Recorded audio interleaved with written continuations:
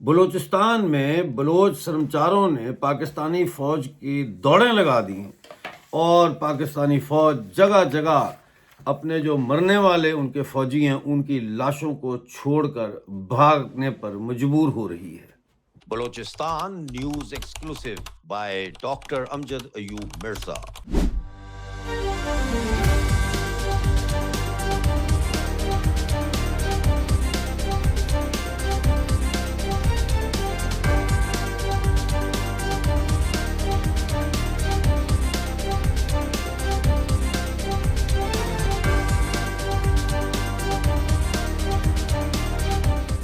بلوچستان سے متعلق خبریں جاننے کے لیے چینل کو جوائن کیجئے، سبسکرائب کیجئے، ویڈیو کو لائک اور شیئر ضرور کیجئے۔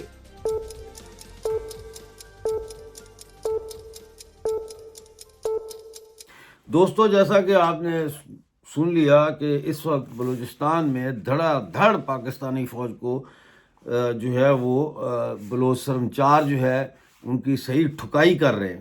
لیکن اس سے پہلے کچھ خبریں میرے پاس ہیں، ان کو آپ کے ساتھ شیئر کرنا ضروری سمجھتا ہوں۔ کوئٹہ ایئرپورٹ روڈ کے اوپر نامعلوم افراد کی فائرنگ سے چاغی کے قبائلی لیڈر جو تھے حاجی محمد شریف محمد حسینی، وہ جاں بحق ہو گئے۔ انا للہ و انا الیہ راجعون۔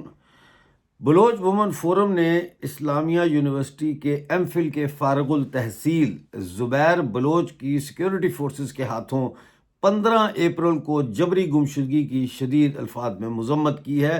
انہوں نے کہا ہے کہ زبیر بلوچ جو ہے یہ بلوچ اسٹوڈنٹ کونسل بھاولپور کے سابق چیئرمین ہیں۔ انہیں بھٹا کالونی ڈیرہ غازی خان سے اٹھایا گیا۔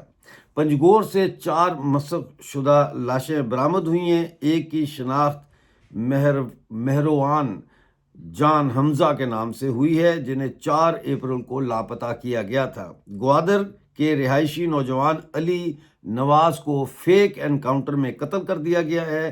علی نواز 3 دسمبر 2025 کو کراچی سے سیکیورٹی فورسز کے ہاتھوں لاپتہ کیے گئے تھے۔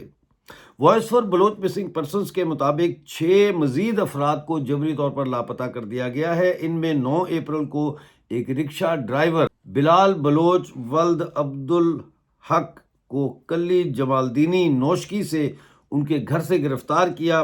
10 اپریل کو امیر بلوچ ولد کریم جو ہے ان کو کلانچ گوادر سے غائب کیا گیا۔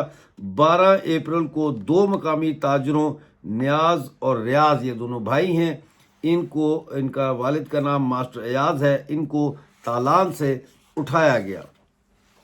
اس کے علاوہ مزید 2 افراد جو تھے ان کو تحصیل مند سے فرنٹیئر کور نے فجر کے وقت گرفتار کیا، تقریباً 3 بجے ایک کو اور 4:30 بجے دوسرے کو۔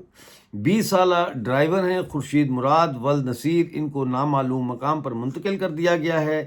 گھر والے بڑے پریشان ہیں۔ 4:30 بجے ایف سی نے غائب مند سے 21 سالہ شیرہ ولد یونس کو اٹھا کر لاپتہ کر دیا ہے۔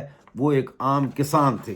یہ جو جبری لاپتہ ہونے کا سلسلہ ہے یہ ہمیں کیا بتا رہا ہے؟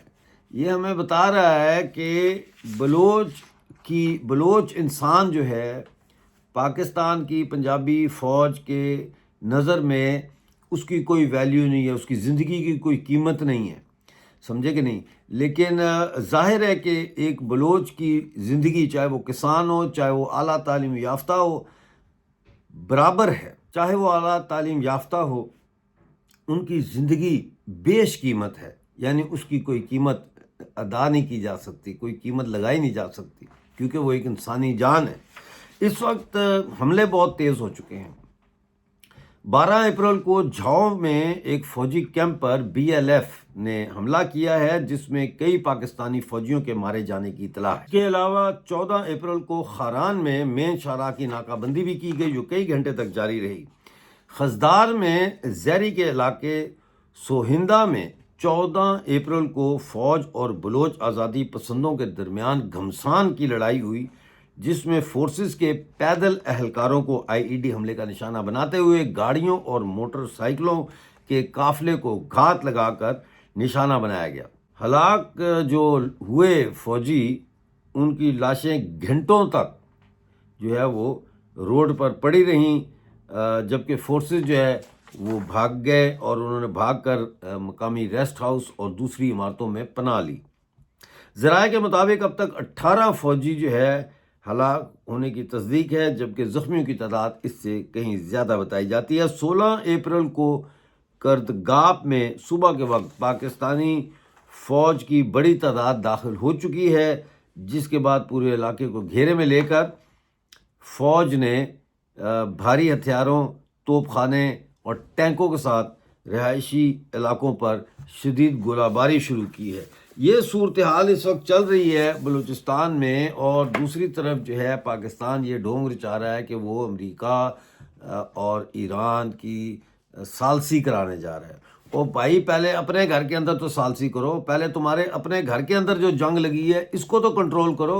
افغانستان کے ساتھ جو پنگا لیا ہوا ہے وہاں تو کوئی میڈیشن کراؤ۔ تو یہ سب جو ہے ڈھونگ ہے۔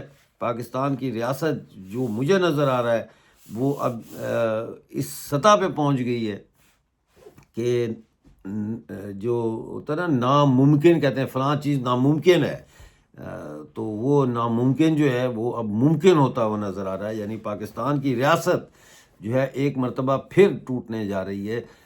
اس سے پہلے 1971 میں جس طرح بنگلہ دیش بنا تھا اور پاکستان ٹوٹ گیا تھا اور اس کا سب سے زیادہ آبادی والا علاقہ جو ہے اس سے علیحدہ ہو گیا تھا اور بنگلہ دیش بنا لیا گیا تھا، اسی طرح اب نظر یہ آ رہا ہے کہ صرف بلوچستان آزاد ہونے نہیں جا رہا، بلکہ بلوچستان کے ساتھ ساتھ پختونستان جو ہے KPK میں وہ بھی بنتا ہوا دکھ رہا ہے، کیونکہ وہاں پہ اب یہ بحث چل رہی ہے۔ اور ہاں، میں یہ بھی بتاؤں آپ کو کہ جو افغان پشتون نیوز ایکسکلوسیو دوسرا میرا چینل ہے، پشتون افغان نیوز ایکسکلوسیو، اس کے اوپر بہت جلد میں جو پشتون ہیں پاکستانی ریاست کے دوسرے کھلاڑی ہیں، وہ پہلا پنجابی ہے، دوسرے پشتون ہیں اس میں بیوروکریسی میں، فوج میں اور سول سروس میں، تو یہ میں اس کے اوپر ایک تفصیلی پروگرام کرنے جا رہا ہوں۔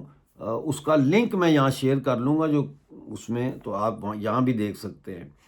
اس کے ساتھ ساتھ جو ہے وہ گلگت بلتستان میں حالات دن بدن خراب ہو رہے ہیں، کیونکہ وہ تو چلو پاکستانی آکوپائڈ جموں کشمیر جو ہے آزاد کشمیر جس کو یہ کہتے ہیں وہ تو سنی ہے، لیکن گلگت بلتستان کے آبادی جو ہے اس کی اکثریت جو ہے وہ شیعہ آبادی ہے، اور وہ ایران کی بڑی سپورٹ کرتے ہیں، اور ایران کی سپورٹ کرنے کی وجہ سے وہاں پاکستانی ریاست اور گلگت بلتستان کے لوگوں کے درمیان بہت زیادہ کشیدگی ڈیولپ ہو گئی ہے۔